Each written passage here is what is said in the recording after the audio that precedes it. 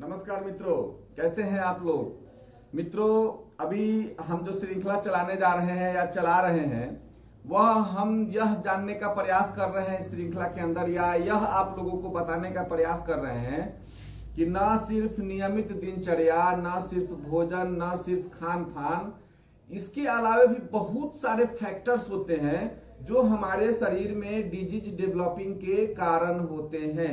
जब तक उन फैक्टरों को अगर हम नहीं जानते हैं तब तक किसी भी बीमारी का पूरी तरह से समाधान नहीं कर सकते हैं। हालांकि मॉडर्न साइंस, एलोपैथ इसको नहीं मानता है। हमने कल आपको बताया कि कौन कौन से महीने में कौन सा ऑर्गन हाइपर हाइपो रहता है। आज मैं यह बताने जा रहा हूं आपको, यह जानकर आश्चर्य होगा कि इस 24 घंटे के रोटेशन में जिस प्रकार चंद्रमा किसी एक जिस प्रकार नक्षत्र चेंज होते रहते हैं, जिस प्रकार चंद्रमा का मूवमेंट चेंज होते रहता है कुंडली के हिसाब से, उसी प्रकार हमारे शरीर के ऑर्गन्स में जो हमारे प्राण वायु हैं वह 12 ऑर्गन में 2-2 घंटा रहते हैं। और जिस ऑर्गन में प्राण वायु जाता है उस ऑर्गन की अगर स्थिति बहुत अच्छी है तो उस तरह की किसी प्रकार की समस्या हमारे शरीर में उत्पन्न नहीं होती है। लेकिन अगर उस ऑर्गन में किसी प्रकार की गड़बड़ी हो जहां पर प्राण वायु ने प्रवेश किया है, उस स्थिति में हमें बहुत सी बीमारियों का सामना करना पड़ सकता है।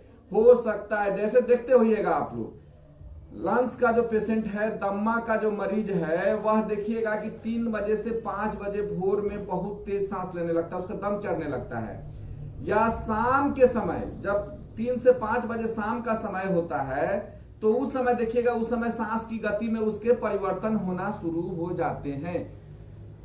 इसको बताने के पीछे यह उद्देश्य है कि सवेरे 3 बजे से 5 बजे जो प्राण होता है वो हमारे लंग्स में होता है, और मॉर्निंग में, और 3 से 5 बजे शाम में प्राण जो होता है हमारे यूरिनरी ब्लडर के अंदर होता है। और हमारा प्राण वायु जहां होता है उस तरह की डिजीज हमारे, क्या बोलते हैं कि अगर उस ऑर्गन में कोई खराबी, अगर कोल्डनेस बढ़ा हुआ है तो कपकपी होना शुरू हो जाएगा, हीट बढ़ा हुआ है तो हीट से संबंधित समस्या आना शुरू हो जाएगा, उसके बाद अगर ह्यूमिडिटी बढ़ी हुई है तो उससे संबंधित समस्याएं आनी शुरू हो जाएगी।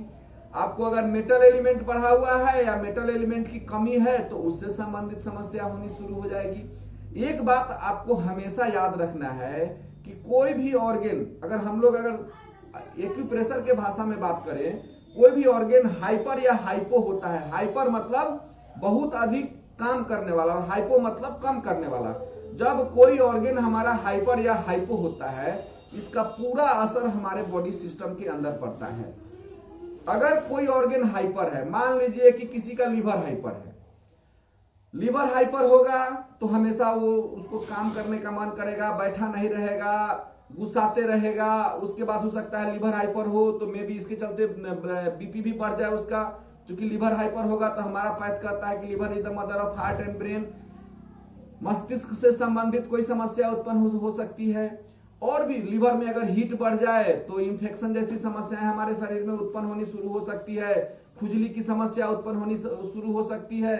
लीवर में अगर मेटल बढ़ जाए तो उस स्थिति में क्या होता है कि हमारा लीवर जो है वह श्रिंक होने की संभावना उसमें उत्पन्न होनी शुरू हो जाती है। अगर मेटल बढ़े तो श्रिंक जैसी स्थिति होने की संभावना हो सकती है, सोराइसिस की समस्या संभावना उत्पन्न हो सकती है। लीवर में अगर वाटर बहुत अधिक बढ़ जाए तो बहुत अधिक मोटापा हो जाएगा शरीर में और उससे संबंधित कोई सिम्टम हो सकता है।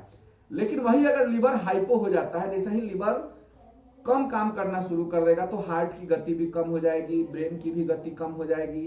लीवर में अगर हीट की कमी हो जाएगी तो उससे संबंधित समस्या उत्पन्न हो जाएगी। लीवर, क्या बोलते हैं कि लीवर में अगर लीवर बहुत अगर हाइपो हो गया तो आदमी गुस्साएगा, लेकिन मने मने गुस्साएगा, वो क्या बोलते हैं कि उसका गुस्सा जो है ना वो एक्टिव गुस्सा नहीं होगा। यानी कि जिस ऑर्गन, जो भी ऑर्गन हाइपर और हाइपो होता है तो उस हिसाब से शरीर में समस्याएं उत्पन्न होनी शुरू होती है। लेकिन यह लक्षण कब परिलक्षित होगा? यह लक्षण जब हमारा प्राण वायु जो है उस ऑर्गन में प्रवेश करेगा उसके बाद इस तरह की समस्याएं उत्पन्न होनी शुरू हो जाएगी। कोई आता है पेशेंट, हम लोग को बोलता है सर 1 बजे नींद टूट जाता है, 3 बजे तक जागे रहते हैं, उसके बाद नींद मेरा पड़ता है। सर हम 11 बजे जग जाते हैं।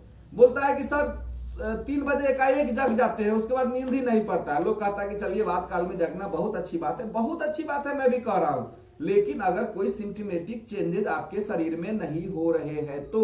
लेकिन अगर कोई सिम्टोमेटिक चेंजेस हो रहे हैं उस समय अगर आप जगते हैं तो समस्या उत्पन्न हो सकती है। कल एक व्यक्ति ने कहा कि एक व्यक्ति है, उसको क्या बोलते हैं कि 3 से 5 बजे सफोकेशन उत्पन्न होना शुरू हो जाता है, और क्या बोलते हैं कि उसके तो फिर बोले समस्या क्या है, तो बोलता है कि प्रोस्टेट की समस्या है उसको।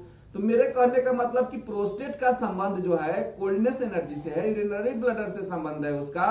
हम लोग यूरिनरी ब्लडर की एनर्जी को टोन सीडेट करके उसके विंड के मूवमेंट को बैलेंस करके हम लोग उसको ट्रीटमेंट करते हैं।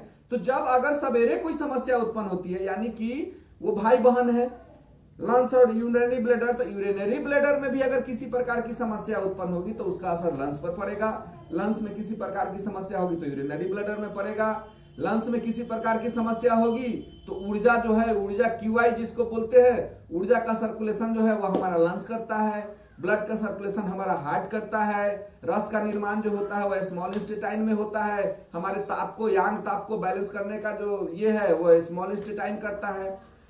यानी कि ये सभी जो है ऑर्गेन्स जो है हाइपर होने पर, आगे मैं बताऊंगा, एक ऑर्गन अगर हाइपो होता है और दूसरा ऑर्गन, वही ऑर्गन हाइपो होता है, उससे संबंधित क्या बीमारी हो सकती है, इसके बारे में भी हमारी चर्चा होगी कभी जब हम लोग बैठेंगे। लेकिन श्रृंखला हम कोशिश कर रहे हैं कि यह बताने का कोशिश कर रहे हैं कि बीमारियों का संबंध जो है वह हमारे ग्रह नक्षत्र से कैसे है, और उसके बाद क्या बोलते हैं कि बीमारियों का संबंध हमारे जो ज्योतिष के बहुत सारे खाने हैं उसमें गड़बड़ी होने से कैसे होता है, हमारे बीमारियों का संबंध अंक से कैसे जुड़ा हुआ है, अंक ज्योतिष से कैसे जुड़ा हुआ है, लोसू ग्रीड में उस तरह की समस्याएं कैसे उत्पन्न होती है, यह बताने का शुरू कर रहे हैं, बताने का प्रयास कर रहे हैं। लेकिन एक बात सबसे पहले आपको याद रखना है कि यह भी जान जाइए कि हमारे ऑर्गन में हमारा प्राण जो है, हमारा शरीर जो है, ये क्या है, एक फिजिकल है और दूसरा मेटाफिजिकल है। तो फिजिकल शरीर तो हम देख रहे हैं, लेकिन मेटाफिजिकल जो है वह प्राण वायु से जुड़ा हुआ है, आत्मिक चीजें हैं। तो जब आत्मा किसी ऑर्गन में प्रवेश करती है, किसी प्राण में किसी ऑर्गन में जब प्राण हमारा प्रवेश करता है तो उससे संबंधित सिम्टम उत्पन्न होना शुरू हो जाते हैं। याद कराने के लिए आपको बोल दे रहे हैं, 3 बजे से 5 बजे प्राण जो होता है हमारा लंग्स में होता है, 5 बजे से 7 बजे प्राण हमारा लार्ज इंटेस्टाइन में होता है। इस पर जब चर्चा होगी तो आगे बहुत चीज इस पर बताने वाले हैं, क्योंकि ट्रीटमेंट तो आपको हम बताते ही रहते हैं, लेकिन ट्रीटमेंट के अलावे अब हम चाह रहे हैं कि कुछ ऐसी चीजें बताएं जो आपको जानकारी में होना जरूरी है। नहीं तो बोलते हैं सर इसमें क्या बांधते हैं, सर इसमें क्या बांधते हैं, ऐसे नहीं, तो इसको साथ में जानना जरूरी है। 7 से 9 बजे हमारा प्राण स्टमक में रहता है, 9 बजे से 11 बजे प्राण हमारा स्प्लीन में रहता है, 11 से 1 बजे प्राण हमारा हार्ट में रहता है, और 11 से 11 ये छठा फसली है, उसके आसपास में हमारा हार्ट का ये संरचना बनाया गया है, मुट्ठी नुमा है, उसके बारे में कभी वीडियो बनाएंगे तो बताएंगे। यहाँ क्या बोलते हैं कि 11 से 1 बजे जो प्राण जो होता है हमारा, वह हमारे हार्ट में होता है। 1 से 3 बजे प्राण हमारा स्मॉल इंटेस्टाइन में नाभि के चारों तरफ होता है। देखिएगा कि किसी खास समय में गुरगुर पेट करता है, लेकिन पेट गुरगुराने के कारण लीवर भी हो सकता है, पेट गुरगुराने के कारण लार्ज इंटेस्टाइन भी हो सकता है, उसमें भी जब प्राण ऊर्जा जाती होगी तो ऐसे हो सकता है। उसके बाद 3 बजे से 5 बजे प्राण हमारा यूरिनरी ब्लैडर में शाम को ये होता है। 5 बजे से 7 बजे प्राण हमारे किडनी में रहते हैं। 7 से 9 बजे प्राण जो है हमारे ब्रेन के अंदर होते हैं, और 9 से 11 बजे प्राण जो होता है हमारे स्पाइनल कॉर्ड के अंदर होता है, और 11 से 1 बजे प्राण जो होता है हमारा गॉल ब्लैडर में होता है, और 1 से 3 बजे जो हमारा प्राण होता है वह हमारे क्या बोलते हैं लीवर में, 1 से 3 बजे लीवर में होता है। तो प्राण वायु को समझना जरूरी है। अगर उस समय किसी प्रकार की समस्या उत्पन्न हो रही है तो समझिएगा कि कहीं ना कहीं हमारे उस ऑर्गन में जिस समय हमको समस्या उत्पन्न हो रही है, जिस समय प्राण उसमें घुसा होगा, तो प्राण कहाँ किस समय रहता है ये मैं आपको बता चुका हूं। प्राण जिसमें घुसा हुआ होगा उसमें उस तरह की समस्याएं उत्पन्न हो सकती है, और जब उसको कंट्रोल करना आप धीरे धीरे शुरू करेंगे, उससे संबंधित बहुत सारे ऑर्गन सोर्स पॉइंट है, उसको क्या प्रॉब्लम है उसको हम लोग जांच करा के भी देख लेते हैं, उसके हिसाब से ट्रीटमेंट देते हैं। ट्रीटमेंट के बहुत सारे तरीके हैं, हम इलाज बता देते हैं, लेकिन ट्रीटमेंट एक ये जब हम क्लास करते हैं, जो हम लोग क्लास से जुड़े होते हैं उनको इस बात को मालूम है कि किस प्रकार वहां उस ऑर्गन को रिपेयर किया जाता है, ताकि जब दोबारा प्राण जाए या बहुत अधिक सफोकेशन की स्थिति होती है उसी समय हम लोग ट्रीटमेंट देते हैं। प्राण जैसे ही उसका ऑर्गन सोर्स, उसकी अपनी ताकत मजबूत होती है, प्राण वह स्टेबल हो जाता है और किसी प्रकार की समस्या उत्पन्न नहीं होती है। तो ये सब आपको हम लोग ये क्लास में बताते हैं, लेकिन ये आपको जानना जरूरी है कि प्राण वायु किस समय कहाँ रहता है। इसलिए रोटेशन को जान के रखिए कि आगे जब कुछ बताना शुरू करेंगे इससे संबंधित, जब इसको ज्योतिष और अंक ज्योतिष से जोड़ के बीमारी के उत्पत्ति के समय के बारे में बताना शुरू करेंगे, एक्यूट क्यों हुआ उस समय, क्यों आपका क्रोनिक हुआ, क्यों यह ठीक हो जाता है दवा से, क्यों दब जाता है, फिर एक समय आता है, फिर क्यों उखड़ जाता है, इस सब चीज पर आगे चर्चा होगी। तब तक के लिए नमस्कार, धन्यवाद, जय हिंद, जय भारत।